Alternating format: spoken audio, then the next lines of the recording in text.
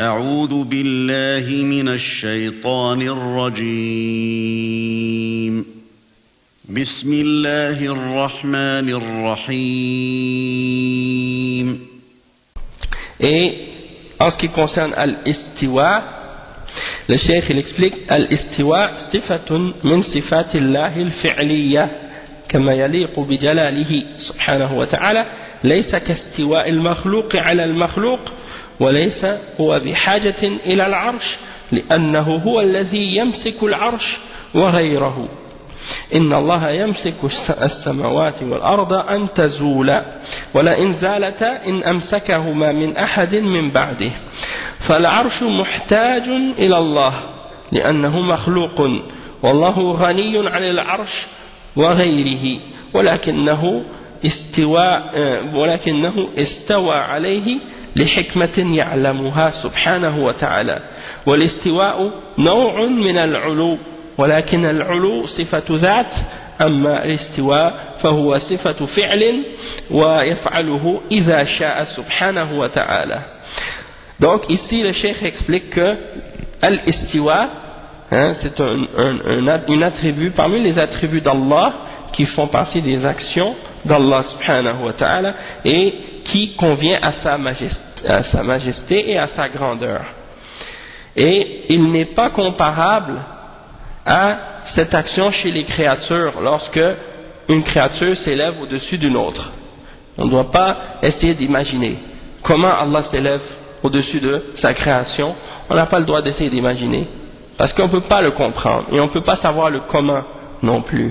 Et vous savez tous la parole de l'imam Malik à ce sujet-là.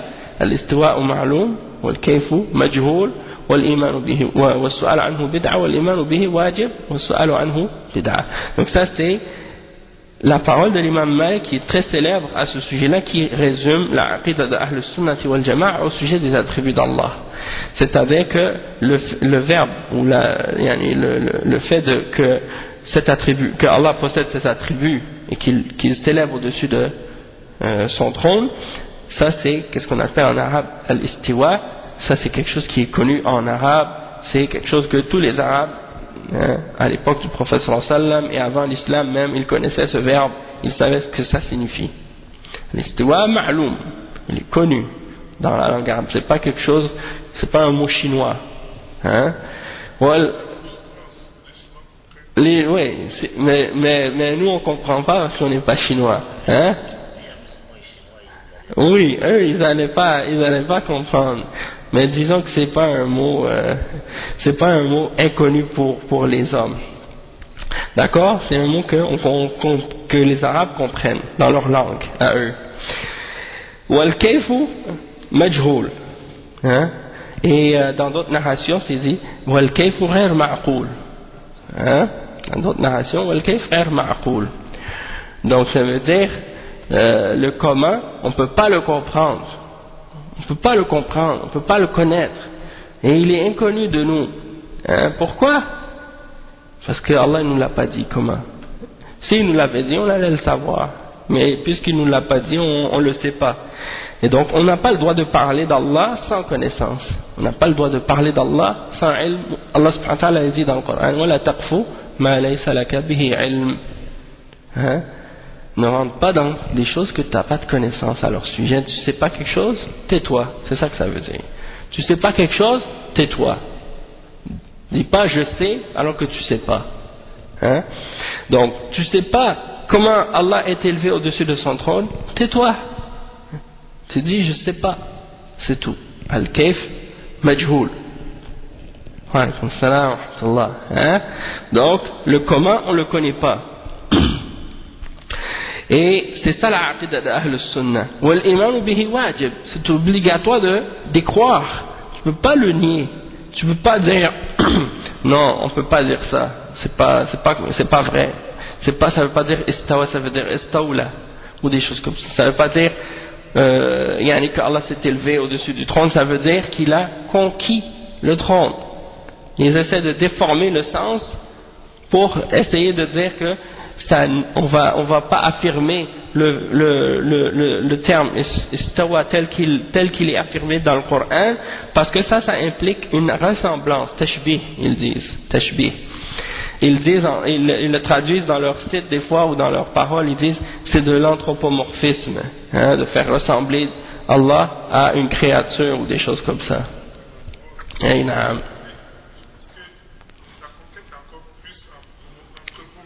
Exactement. Exactement. Exactement. Donc ça implique quoi? Que si on dit que si on dit que istawa ça veut dire conquérir, donc ça voudrait dire que Allah a conquis le trône. Ça implique quelque chose de plus grave que ce qu'ils essayaient ou ce qu'ils s'imaginaient vouloir s'enfuir, de la chose de laquelle ils voulaient s'enfuir. C'est-à-dire ça impliquerait qu'il y a quelqu'un qui avait le trône avant Allah, puis que Allah l'a conquis et qu'il a pris le dessus sur lui. Donc Allah il a des rivales, des rivaux, il a des opposants qui auraient le trône avant lui. Et ça c'est haram de croire ça, et c'est grave, c'est une insulte de dire ça à propos d'Allah subhanahu wa ta'ala. Et donc c'est pour cette raison-là que nous on leur dit, vous n'avez pas besoin d'inventer des trucs là, de déformer les attributs d'Allah, de changer leur signification, d'essayer de leur donner un autre sens pour essayer de vous enfuir de quelque chose que vous imaginez qui n'a aucune réalité, qui n'existe que dans l'illusion de votre esprit. Puisque quand on dit qu'Allah est au-dessus de son trône et qu'il s'est élevé, il n'y a pas de tashbih. Allah il dit dans le Coran, Laysa kamithlihi shay'un wa huwa as-sami'ul basir. Il n'y a rien qui lui ressemble, et il est l'audient et le voyant. Donc tu l'affirmes l'attribut, mais tu nies la ressemblance. Il n'y a pas de ressemblance entre Allah et sa création. Et ça c'est la aqida des salafs. Tandis que la aqida des gens de bid'a, c'est de nier les attributs d'Allah et de dire non, il ne faut pas dire ça. Ils disent non, il ne faut pas dire ça, ça implique de l'anthropomorphisme ou du tashbih ou des choses comme ça. Donc nous on dit, ils disent aux gens de Ahl Sunnah, vous quand vous dites que Allah est au-dessus de son trône, vous êtes des anthropomorphistes, vous avez fait du tashbih. On leur dit où est-ce qu'il est le tashbih? Le tashbih il est dans votre tête, à vous. Parce que c'est qui est-ce qui a dit qu'il est au-dessus de son trône? C'est qui l'a inventé? C'est qui l'a dit ça? Est-ce qu'il y a quelqu'un qui a inventé ça? Est-ce que c'est nous-mêmes qu'on a inventé cette parole? Est-ce que c'est nous qui l'avons inventé de notre propre tête? Qu'on est sorti avec ça, puis qu'on a voulu dire ça à propos d'Allah, sans preuve? C'est Allah qui l'a dit lui-même. Donc si vous êtes en train de dire que Allah est au-dessus de son trône, que ça c'est du tashbih, quand il dit Ar-Rahmanu ala al-arsh istawa thumma istawa ala al-arsh, si vous dites que ça c'est du tashbih, alors vous êtes en train de dire que celui qui fait l'anthropomorphisme c'est Allah. Vous êtes en train d'accuser Allah subhanahu wa ta'ala. Et Allah subhanahu wa ta'ala, ça implique quoi aussi également quand vous dites ça de lui, quand vous essayez de nier al-istiwa? Ça veut dire également que vous êtes en train de dire que vous connaissez mieux Allah que Allah se connaît lui-même, et que vous savez mieux comment parler à propos d'Allah que Allah sait comment parler de lui-même. Et comme si vous êtes en train de vous objecter à Allah subhanahu wa ta'ala, et vous êtes en train de dire à votre créateur, non Allah, il ne faut pas que tu dises à propos de toi-même que tu es au-dessus de ton trône, parce que ça ne te convient pas. Tu dois dire à propos de toi-même que tu as conquis le trône à la place pour être exempt de toute imperfection ou des choses de ce genre. Et ça c'est de l'insolence, et ça c'est de l'insolence absolue, que la créature veuille imposer sa propre façon, sa propre croyance ou sa propre idée sur ce que Allah a révélé, et s'objecter au Créateur dans sa façon de se décrire lui-même. Ça c'est le comble de l'insolence et du manque de respect envers Allah subhanahu wa ta'ala. Donc les gens de bid'a parmi les Jahmiya et les Mu'tazila et les Asha'ira et les Maturidiyya qui nient Allah tel qu'il s'est décrit lui-même et qui refusent de lui attribuer ce qu'il s'est attribué lui-même comme al-istiwa, c'est des gens de l'insolence, des gens de l'arrogance et de l'égarement. D'accord? Donc on affirme cet attribut-là à Allah subhanahu wa ta'ala tel qu'elle lui convient. On n'essaie pas de l'imaginer. On n'essaie pas de savoir comment. Hein? Et le cheikh il dit qu'il faut être certain que cette élévation d'Allah subhanahu wa ta'ala au-dessus de son trône n'est pas comparable à ce qu'une créature fait lorsqu'elle s'élève au-dessus d'une autre créature. Comme si tu ne peux pas comparer Allah lorsqu'il s'élève au-dessus de sa créature, de son trône à un être humain lorsqu'il s'élève sur un trône. Lorsqu'un roi s'assoit sur un trône ou des choses comme ça, ça c'est une créature qui s'assoit sur une autre créature. Mais Allah, quand il s'élève sur son trône, tu ne peux pas savoir comment et tu ne peux pas l'imaginer non plus. Hein? C'est seulement Allah subhanahu wa ta'ala qui sait comment il le fait. Hein? Donc, il y a des gens qui vont commencer à essayer de poser plein de questions à ce sujet-là. On dit oui, mais si il fait ça, ça implique ça. Et s'il dit ça, ça veut dire ça. Et s'il fait ça, ça veut dire ça. Tu n'as pas à poser ces questions-là. Et qu'est-ce qu'il a dit l'imam Malik quand on lui a posé la question du comment? Qu'est-ce qu'il a répondu? Il a dit وَالسُّؤَالُ عَنْهُ بِدْعَةٌ. De poser ces genres de questions-là, c'est une bid'ah. Et ces gens de bid'ah-là, c'est ça qu'ils font. Poser des questions. Donc quand tu leur affirmes l'attribut, tu leur dis l'attribut d'Allah c'est de telle façon qu'il faut y croire, eux ils viennent avec leurs raisons, commencent à te poser des questions pour philosopher à propos des versets d'Allah et de ses attributs. Oui, mais si tu dis ça, ça veut dire ça, et ça implique ça, et ça implique ça, hein, et plein d'implications totalement fausses et des analogies totalement rejetées. Hein. Donc nous on dit, on veut rien savoir de ce que tu dis là, et qu'est-ce que tu essaies d'impliquer, ça c'est dans ta tête à toi. Nous on affirme qu'est-ce qu'Allah a affirmé, et on sait que c'est ça le haqq. Et on ne pose pas de questions sur des choses que notre esprit ne peut pas comprendre de toute façon.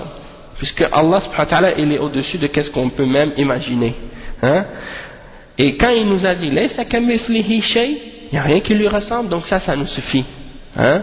On n'a pas à rentrer dans les détails ou dans des choses que Allah nous a pas dit à ce sujet-là. Wa laysa bihajatin ila al-arsh, Allah subhanahu wa ta'ala il n'a aucun besoin de son trône. C'est-à-dire c'est pas le trône qui supporte Allah subhanahu wa ta'ala, parce que ça fait partie des arguments des gens de bid'ah.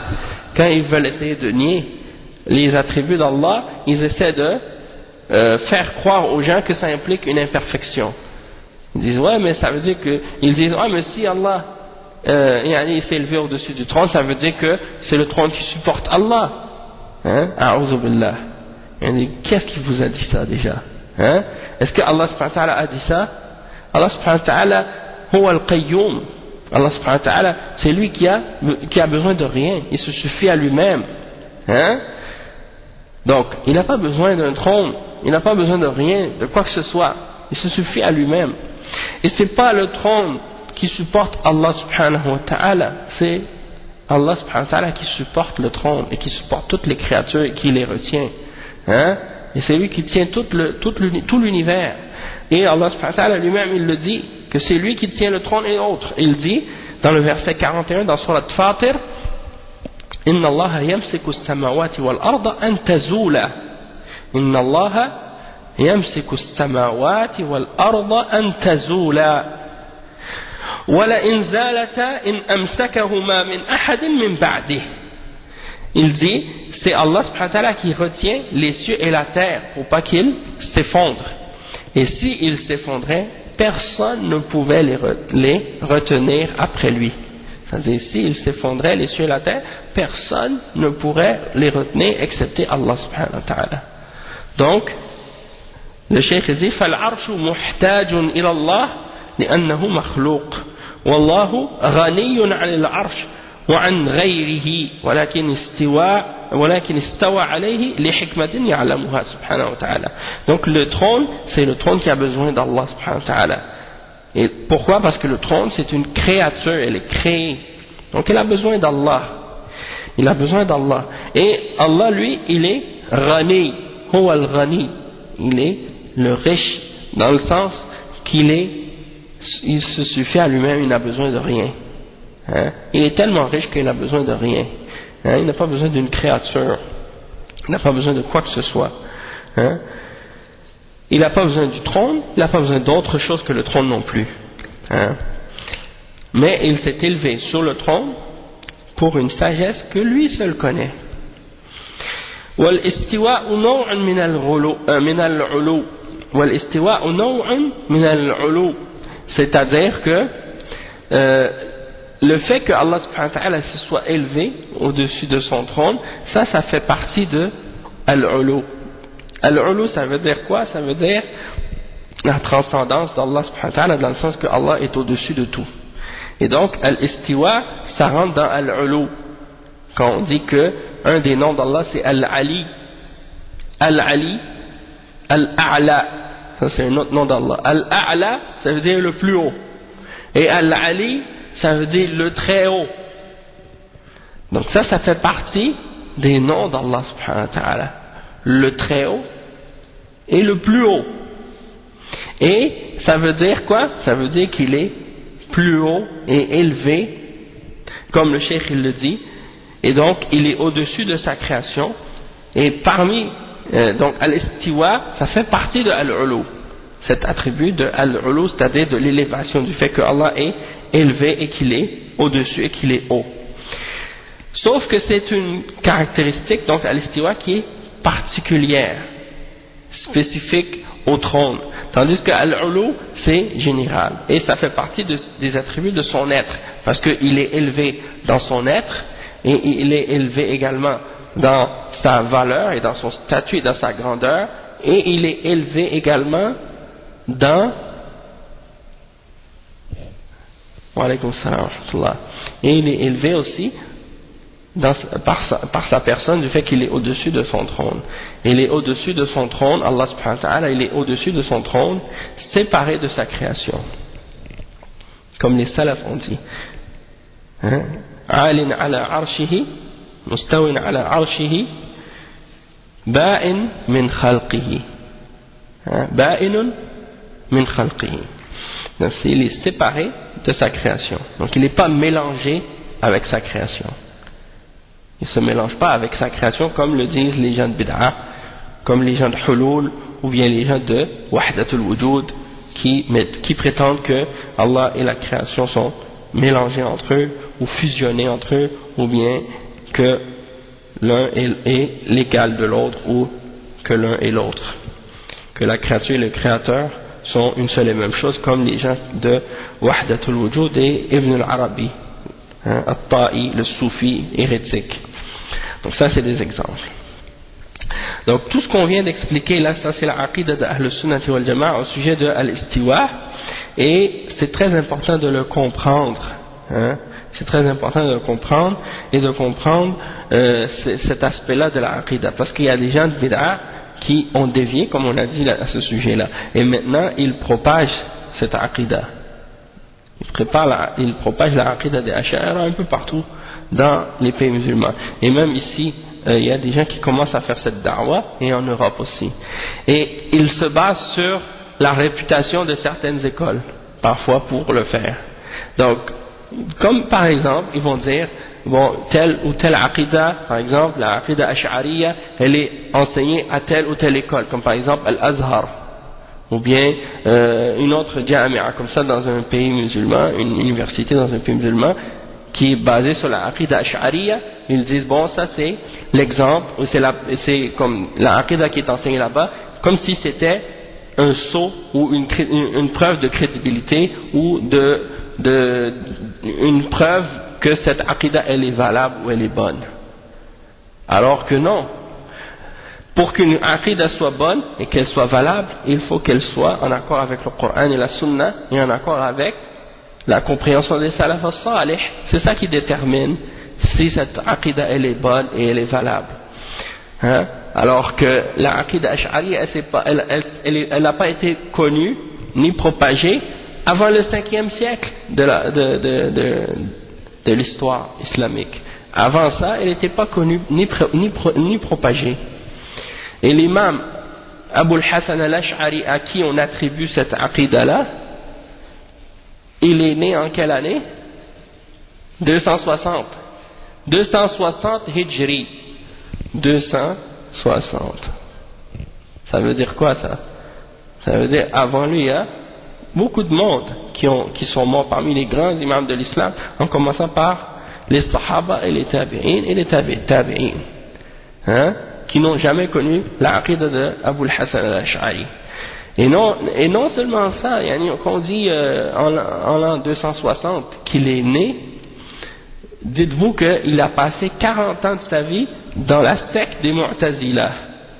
40 ans, ça veut dire il a pas quitté, il a été dans une secte qui est une secte déviée qui nie les attributs d'Allah et les noms d'Allah, qui nie plutôt les attributs d'Allah, qui affirme les noms mais qui nie les attributs.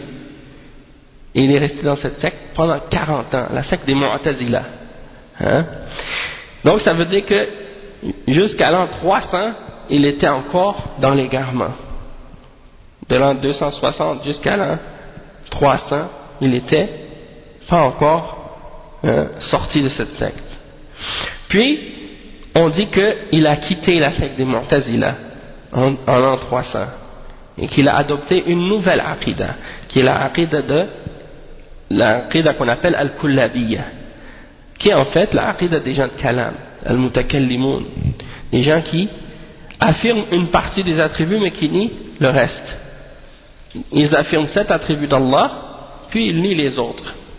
Ils vont affirmer par exemple la vue, al-Basar, al-Sam', al-Irada, la volonté, l'ouïe. Ils vont affirmer al-Qudra, la capacité, al-Kalam, la parole, mais d'une certaine façon. Donc ils affirment ces attributs-là de façon, en apparence, ils les affirment, mais en réalité, ils ne les affirment pas correctement. Ils les affirment d'une manière, mais souvent qui est en contradiction avec la façon dont on les affirme selon Ahl Sunnati wal Jama'a. Donc ça c'est de un. Et cette aqidah donc, c'est pas la aqidah d'Ahl Sunnah, parce que la aqidah d'Ahl Sunnah, c'est d'affirmer tous les attributs sans exception. Tout attribut qui est dans le Coran ou dans la Sunna, on est obligé de les affirmer tels quels, de ne pas les déformer, de ne pas changer leur signification. Hein? Ça c'est la aqidah des salafs. Et tu ne trouves pas dans les paroles des salafs, par exemple, des exceptions dans ça, ou le fait de dire non, on n'affirme pas tel ou tel attribut. Hein? Donc ça c'est important. Et ensuite, à la fin de sa vie, on dit qu'il s'est repenti de la aqidah des Kullabiyya et qu'il a écrit 2 livres parmi les livres qu'il a écrits pour montrer qu'il s'est repenti et qu'il est revenu à la croyance d'Ahl Sunnati wal Jama'a. Hein? C'est le livre Al-Ibana an Usul al-Diyana et un autre livre qu'on appelle Maqalat al-Islamiyyin. Al-Ibana an Usul al-Diyana et un autre livre qui s'appelle Maqalat al-Islamiyyin. D'accord? Et on dit qu'il est mort en l'an 330 Hijri, si je ne me trompe pas. Donc ça veut dire qu'il a passé une partie de sa vie à la fin, alaykoum salam wa rahmatullah, une partie de sa vie à la fin sur la aqidah de Ahl Sunnati wal Jama'a, parce que dans ces livres-là, il dit que je reviens sur la aqidah de l'imam Ahmad, qui fait partie, alaykoum salam wa rahmatullah, qui fait partie de la aqidah de Ahl Sunnati wal Jama'a. Alaykoum salam wa rahmatullah. Donc c'est ça la aqidah des salafs, à propos des noms et des attributs. Wa alaykoum salam wa rahmatullahi wa barakatuh. Donc, ça c'est la aqidah des salafs. Avant, donc ça veut dire en 330, il est mort. Donc jusqu'en l'an 300, il n'y avait aucune personne qui connaissait une aqidah qui s'appelle l'aqidah al-Ash'ariyya. Jusqu'à l'an 300 Hijri, personne ne connaissait cette aqidah. Les gens ne connaissaient que la aqidah de Ahl Sunnati wal Jama'a, puis les gens qui sont venus après, qui ont dévié parmi les Jahmiya et les Mu'tazila, qui niaient les attributs d'Allah subhanahu wa ta'ala en entier. Hein? puis sont venus par la suite les Ash'ari qui ont voulu essayer de prendre une voie intermédiaire entre les deux. On affirme certains attributs puis on nie les autres. Les attributs qu'ils affirment, les 7 qu'ils affirment, ils ne se basent pas sur les textes de la révélation pour les affirmer, ils se basent uniquement sur ce qu'ils prétendent être la raison. D'accord? Et les preuves logiques et rationnelles établies par, soi-disant, la logique des Grecs et la logique d'Aristote ou de Platon ou des trucs de ce genre. Hein? C'est là-dessus qu'ils se basent. Et c'est sur ça qu'ils se basent pour établir leur aqidah, parce qu'ils disent que les textes ça suffit pas. Et pour eux, les textes ça ramène pas à la certitude. Il faut que ce soit la logique qui soit notre référence. C'est ça ce qu'ils prétendent. Allah al-Musta'an. Et donc, qu'est-ce qu'ils ont fait? Ils ont créé des règles. Ils ont créé des règles et des principes en se basant sur la philosophie. Puis ils ont dit, c'est ces règles-là qui vont juger la révélation. Et c'est ces règles-là qui vont déterminer qu'est-ce qu'on accepte et qu'est-ce qu'on n'accepte pas qu'est-ce qui est dans le Coran et dans la Sunna. Et ça, c'est totalement en contradiction avec l'islam. Puisque le musulman, en réalité, qu'est-ce qu'il doit faire? C'est le contraire. C'est de juger les règles qu'il a inventées en les mettant à côté du Coran et de la Sunna pour voir est-ce qu'elles sont correctes ou non. Et que ce qui est en contradiction dans ces règles-là avec le Coran et la Sunna, il les rejette. Il rejette ces règles qui sont fausses. Il les rejette. Et il affirme celles qui sont en accord avec le Coran et la Sunna. Eux, ils ont fait le contraire. Ils ont établi des règles, puis ils se sont mis à accepter ou à rejeter des textes du Coran et de la Sunna en se basant sur ces règles-là qu'ils ont inventées eux-mêmes, qu'ils prétendaient être rationnelles ou logiques. D'accord? Donc ça c'est, comme je disais, c'est le fait de dire, comme qu'est-ce qu'ils disent par exemple, que parce que cette aqidah-là, aujourd'hui, c'est telle qui est enseignée à l'Azhar par exemple, l'aqidah ash'ariyya, donc ils prétendent que ça c'est, qu'est-ce qui donne à cette aqidah une crédibilité. Mais on a expliqué, c'est pas ça qui détermine ou qui prouve que cette aqidah elle est bonne. C'est pas le fait qu'elle soit enseignée quelque part en particulier qui détermine qu'elle est vraie. Qu'est-ce qui détermine si elle est vraie ou fausse? C'est est-ce qu'elle est en accord avec le Coran et la Sunna, et est-ce qu'elle est établie dans le Coran et dans la Sunna, et est-ce que c'est ça que les Sahaba ont cru? Si ce n'était pas le cas, alors on doit la rejeter, peu importe qui l'a enseignée, où est-ce qu'elle est enseignée. Puisque si elle n'existait pas 300 ans après, à partir de l'an 300, comme on l'a expliqué tout à l'heure, de l'époque de la mort du prophète sallallahu alayhi wa sallam jusqu'à l'an 300, il n'y avait aucune trace de qu'est-ce qu'on appelle l'aqid al-ash'ariyya, et qu'elle est apparue à cette époque-là, après l'an 300, parce que ceux qui suivent aujourd'hui l'ash'ariyya, comme on a dit tout à l'heure, c'est ceux qui suivent la période intermédiaire de Abu al-Hasan al-Ash'ari, c'est-à-dire la période où après qu'il a quitté les Mu'tazila et avant qu'il suive la voie d'Ahl al-Sunnah. Donc cette période intermédiaire, c'est cette aqidah-là qu'ils suivent, la aqidah kullabiyya qu'on a expliqué tout à l'heure. Donc cette aqidah-là, elle n'existait pas avant, depuis la mort du prophète sallallahu alayhi wa sallam jusqu'à 300 ans après, on n'avait jamais entendu parler de cette aqidah-là. Donc aujourd'hui, le fait qu'elle soit enseignée quelque part, ça ne va pas venir justifier cette aqidah. Pour qu'une aqidah soit justifiée, il faut qu'elle soit établie dans le Coran et dans la Sunna, et que ce soit la aqidah du prophète sallallahu alayhi wa sallam et des sahaba, Abu Bakr, Omar, Othman, Ali, et des autres parmi les sahaba qui sont venus après, radiyallahu anhum ajma'in. Et donc c'est pour ça que nous on dit il faut revenir à la aqidah des salafs, de nos salafs salih, qui était d'affirmer les noms et les attributs d'Allah subhanahu wa ta'ala sans exception. Puis aussi ils mentionnent, ils disent la majorité des musulmans aujourd'hui, ils ont la aqidah ash'ariyya, c'est ça qu'ils prétendent. Et ils essaient de mentionner ça pour essayer de justifier que cette aqidah là c'est la bonne et que c'est la vraie. Et nous on leur dit, le fait que un nombre de personnes plus grands ont une aqidah en particulier, ça ne veut pas dire qu'elle est vraie. Hein? Sinon, si c'était le cas, on devrait, dans ce cas-là, regarder la majorité des hommes sur la terre, c'est quoi leur croyance, et c'est pas l'islam. Hein? La majorité des hommes sur la terre, ils sont des mushrikines. Donc, est-ce que ça veut dire que parce qu'ils sont plus nombreux, c'est eux qui ont le haqq? Bien sûr que non. Donc, la même chose pour la aqidah ash'ariyya. Et quand on regarde la réalité, c'est pas vrai que la majorité sont ash'ariyya. Parce que la majorité des musulmans, ils n'ont pas étudié la aqidah ash'ariyya et la philosophie. C'est une petite minorité qui ont étudié ça. Et si on retourne, comme on a dit, à qu'est-ce qui était enseigné entre l'époque du prophète sallallahu alayhi wa sallam jusqu'à 300 ans après, c'était la aqidah des salafs. Et c'est eux qu'on appelle les 3 premières générations bénites. Hein? Comme le prophète sallallahu alayhi wa sallam, il a dit khayrun nasi qarni thumma alladhina yalunahum thumma alladhina yalunahum. Hein? Les meilleurs des hommes, ce sont ma génération, puis celle qui vient après, puis celle qui vient après. Donc ça veut dire que ces 3 premières générations-là, c'est notre référence.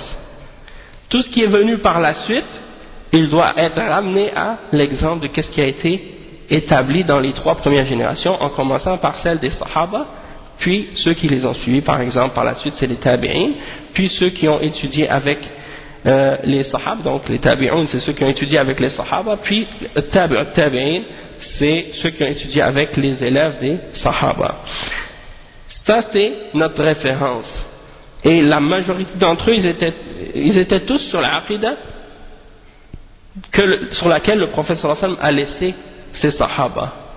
Et c'est ça notre référence. Donc, si par la suite, des musulmans, par exemple, ont dévié de cette aqidah et qui sont tombés dans une des sectes, parmi les sectes d'égarement, eh bien, c'est pas, même s'ils sont plus nombreux, ça ne veut pas dire que c'est eux qui sont sur le haqq. Hein? Donc, il ne faut pas se laisser tromper par le nombre. Donc c'est ça. Donc, de toute façon, alhamdulillah, comme on a expliqué, on va s'arrêter avec ça pour aujourd'hui, Inch'Allah.